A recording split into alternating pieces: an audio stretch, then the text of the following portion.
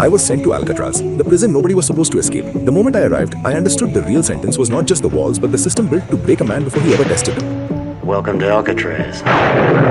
Every corridor felt watched, every movement measured, and every guard acted like failure was impossible because the island itself did half the work. Cold water boxed us in, the cells were stacked like cages inside a machine, and even the routine seemed designed to wear hope down into obedience. I kept my head low at first, but I was never the kind of man who could survive a place like that by accepting it. I started studying everything. I watched the guards, the counts, the timing, the blind spots, and the small habits most men ignored because they had already given up. Inside Alcatraz, details mattered more than strength, and I knew if there was any way out, it would be hidden inside the cracks of their certainty. I was not the only man thinking that way. You'll stand guard while I dig. I'll stand guard while you dig. You two trade off the same way. What are our chances? Slim. We did not need speeches to understand each other. In a place built on control, even a small secret could get a man buried. So every move had to stay quiet and every intention had to stay hidden under routine. The plan could not be about force. I smell something burning. I don't smell anything.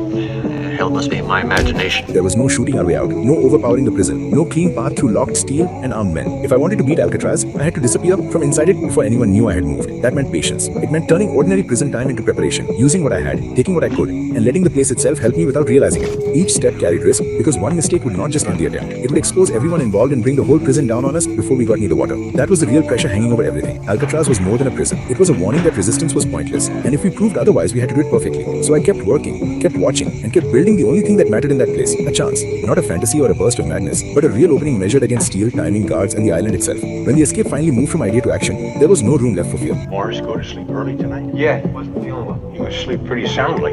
He hasn't moved. Morris.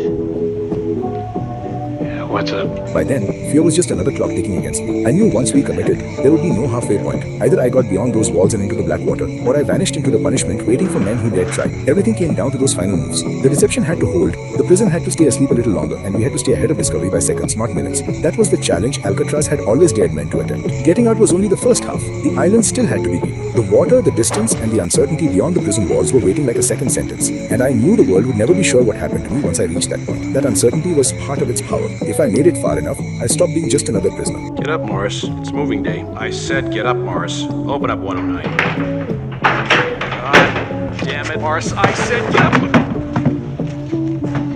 I became the question Alcatraz could never fully answer. I did not just challenge a prison. I forced the most feared prison in America to face the possibility that I had slipped through its hands and into the dark.